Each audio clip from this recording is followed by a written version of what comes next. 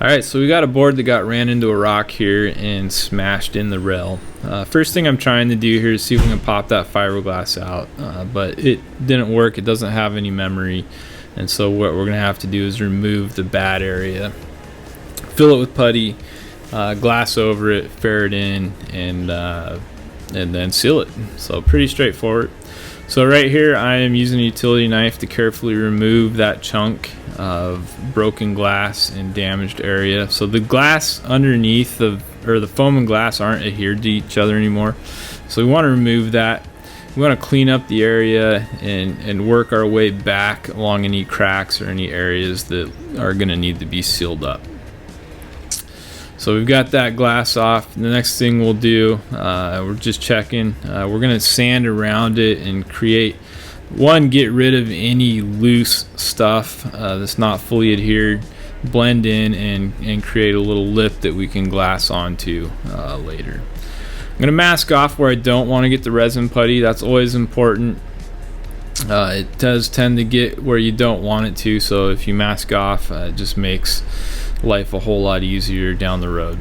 Once we've got that masked off, we're going to make up a ding repair putty. We have another video on that, and we want to overfill that area slightly with the putty so that we can sand back and ferret in. There's a couple reasons for that. One, if you try to get too close, it always seems like you don't get enough on there. Two, the putty does shrink, so even if you got it wet to your net shape, it's going to shrink. And three, it's just easier and faster if you can take care of that right away. So now that the putty's cured, we're going to take a sanding block and a cheese grater, and we're going to clean that area up and blend that into the existing board. So I'm using a couple things here. I'm using a 40 grit sandpaper on a sanding block with a vacuum to remove the dust as I go.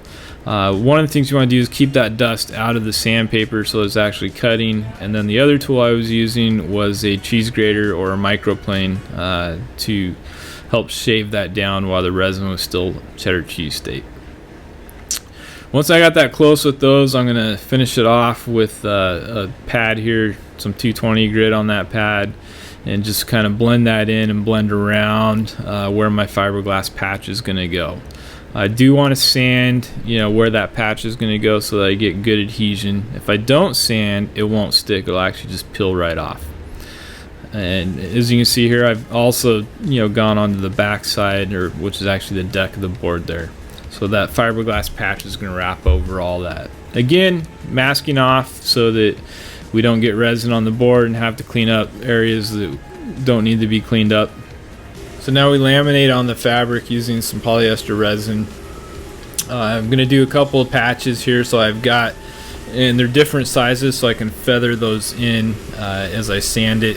So first thing we're going to do is laminate those down. Once that is cured to about cheddar cheese, we're going to come and cut off our masking area. Real careful to not scribe into the board, but we can get that off.